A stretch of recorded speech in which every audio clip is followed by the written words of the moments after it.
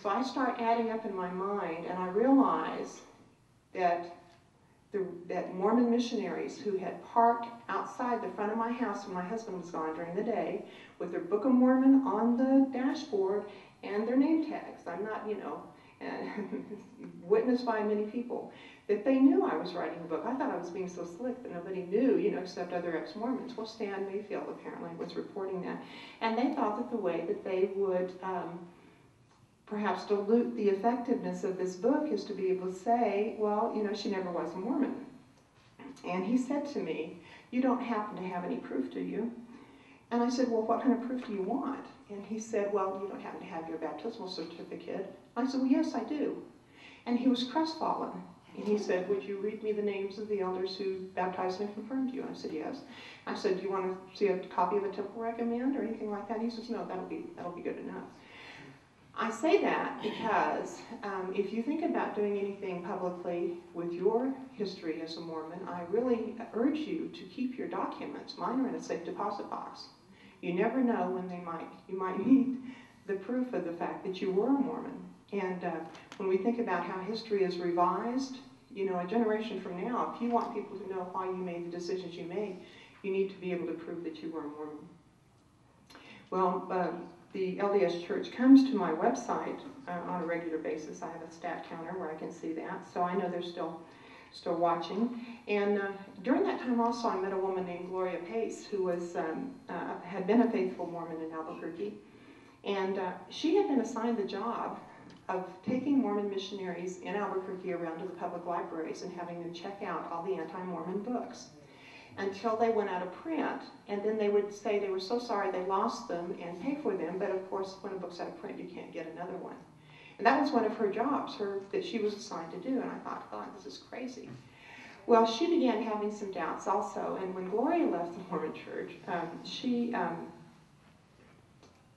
asked to be excommunicated, but she didn't specify on what grounds, and was announced in a neighboring town in Los Lunas, New Mexico, in a Relief Society meeting that she had been excommunicated for adultery, which was not true at all. So again, if you're going to ask for excommunication or resign, make it specific and make sure that more than one person knows what you're doing. Make sure that, you know, letters go out to various people so that it can't be just in one hand.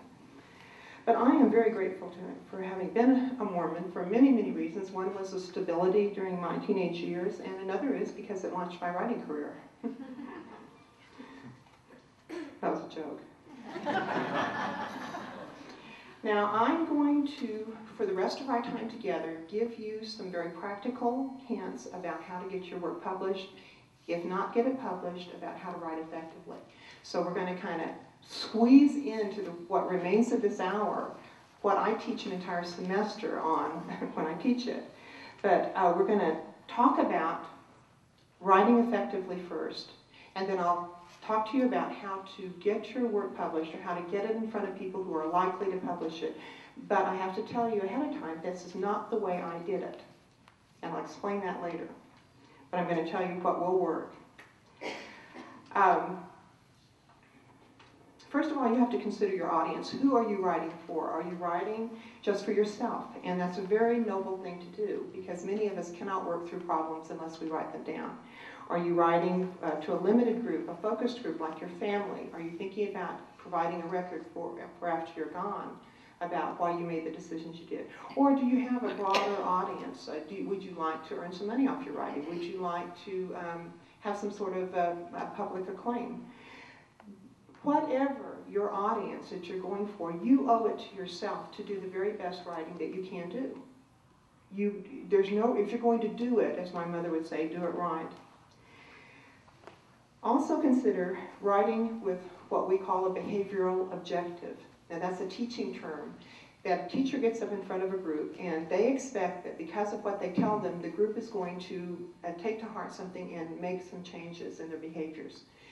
What is your behavioral objective that you have in writing? In other words, when somebody picks up your book, your memoir, your letter, whatever it is that you're going to write, what do you want the reader to do in response to that? Now, for the Mormon Mirage, I wanted to explain in a comprehensive way the reasons why Mormonism could not stand as a viable belief system when compared with things inside and outside of itself. And I wanted the reader, when they got through, to say, yes, I can follow this logic, and I can document these things, and I can look up the footnotes for myself, and I can make a decision. I don't think anywhere in the book I demanded that anyone think the way I think, but I did provide enough information. Another thing you need to consider is, why will people want to read what you write? And there are only 3 reasons why someone wants to read somebody else's writing. One is because of who you are, or who you know. Much of what's published in the United States of America is published by somebody because of who they are, or who they know, not necessarily because they have something to say.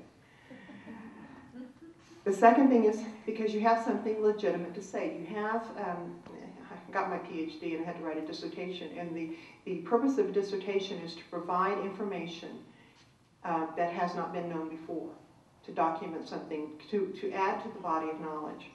And so you should have the same goal. You should be able to say something or want to say something that either hasn't been said before or with a unique slant that only you can give.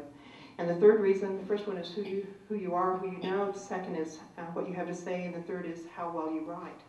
And those of you who enjoy reading sometimes read not because there's a great plot to a book, but just for the sheer pleasure of a good writer. I do need to say something. Charles mentioned something this morning about writing as a source of income, and he has done the very noble task of turning the profits from his book back into the ability to give his book to other people. My husband refers to me as someone whose habits he supports. Even though I have published 15 books with major Christian publishing companies, most of them are major, a couple of them are minor, I've shown a loss on my personal or my corporate income all but 2 years in the last 20. And I say this because if you're going to put your time and your effort into this, it has to be for the worth of it alone. You have to believe in what you're doing, and it has to be worth it to you. And if you happen to make some money, hey, that's great, but that should not be your goal. Or if it is your goal, you're probably going to be disappointed. Maybe I should say that. One thing that people who are writing with a stance or a posture or, I don't want to say an agenda, but one thing that people have to do when they're writing persuasive writing is to remember that one of your goals is to answer the objections that the reader will have before they arise in the mind of the reader. So as you're writing, you are going to try to anticipate every but that somebody reading it is going to have. And if you're writing something as controversial as materials about Mormonism, there are going to be many, many objections. So it doesn't hurt to, and if you see me any time this whole conference, I always carry around 3 by 5 cards, write things down. Think, role play, think of how your audience, whether it's that limited audience, that focused audience, or that broad audience I was talking about before, what are the people, the real people with real faces in it, going to object to that you're saying? And then find out how to address their objections before they arise. That allows a reader to interact with you and keeps you from being bombastic, because it allows the reader to rise to the subject matter. Now, I have found, and I do not want to insult the intelligence of true blue Mormons, because I was myself one, but I found that, in my experience, that a true blue Mormon would argue with a sack of turnips if it fell off a Mormon truck. So you have to be willing to think about the objections that such a person would have. At my church, somebody asked me, now Latayne, you're a Christian, why are you going to a group that is mainly agnostic or atheist and teaching them how to write better? And I said, I am thrilled to do that. Because if I am going to understand where you're coming from, you're going to have to articulate it. And I want you to be able to articulate what you're thinking, what you're feeling, and your reasons for what you believe or do not believe, so that I can interact with you. So that is my goal here. Where do you get the training to be a good writer? Obviously, I cannot do that today in a little over an hour. Take a class.